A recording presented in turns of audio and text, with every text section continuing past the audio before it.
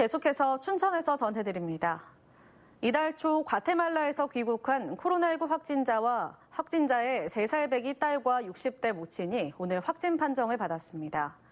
강원도에 따르면 오늘 확진 판정을 받은 3살 유아는 지난 1일 과테말라에서 입국한 20대 김포 확진자의 딸로 외조부와 함께 평창에서 자가 격리를 이어가다 해제를 앞둔 검사에서 양성 판정을 받았습니다.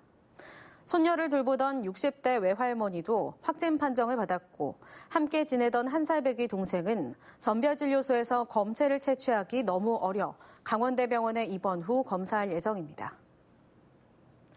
강원도와 더불어민주당이 오늘 국회에서 예산정책협의회를 열고 도정 현안 사업이 내년 정부 예산안에 반영되도록 힘을 모으기로 했습니다.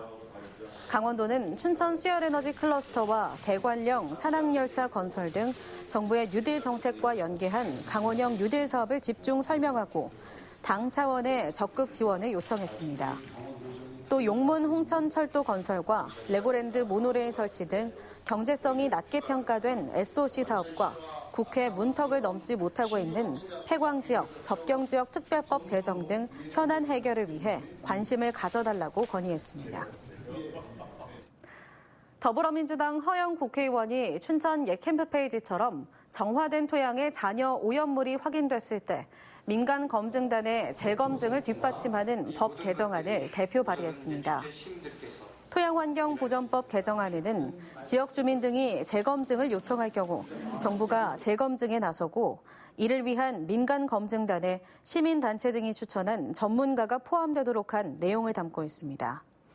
허영 의원은 국가가 정화 책임자인 경우 민간의 재검증을 통해 그 원인이 철저히 규명되자는 것이 개정안의 취지라고 설명했습니다. 강원도 초중고등학생들에게 코로나19로 인한 교육재난지원금이 지급됩니다.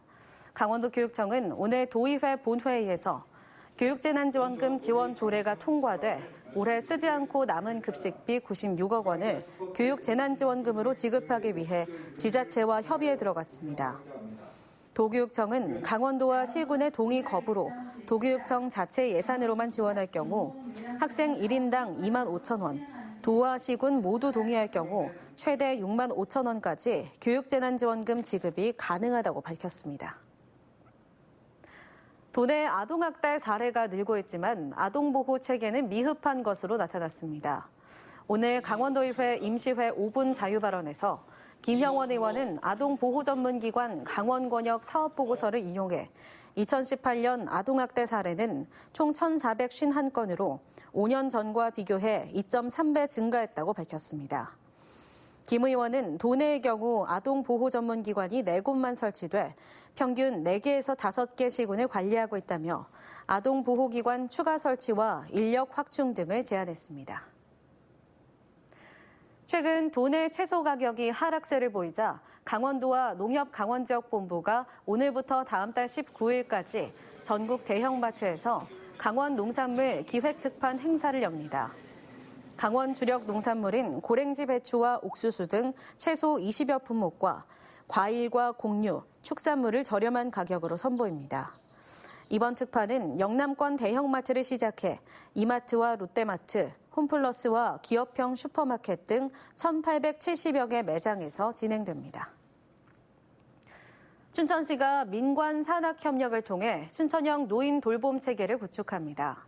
돌봄이 필요한 고령과 독거노인이 급속히 늘고 있는 상황에서 춘천 특성에 맞는 돌봄 체계를 구축해 노인 돌봄 서비스를 향상시킬 계획입니다. 이를 위해 다른 기관과 교류회를 갖고 현재 돌봄 서비스의 문제 분석과 새로운 매뉴얼 개발에 나섭니다. 현재 춘천에서는 노인복지관과 종합사회복지관 등에서 다양한 돌봄 서비스를 제공하고 있습니다.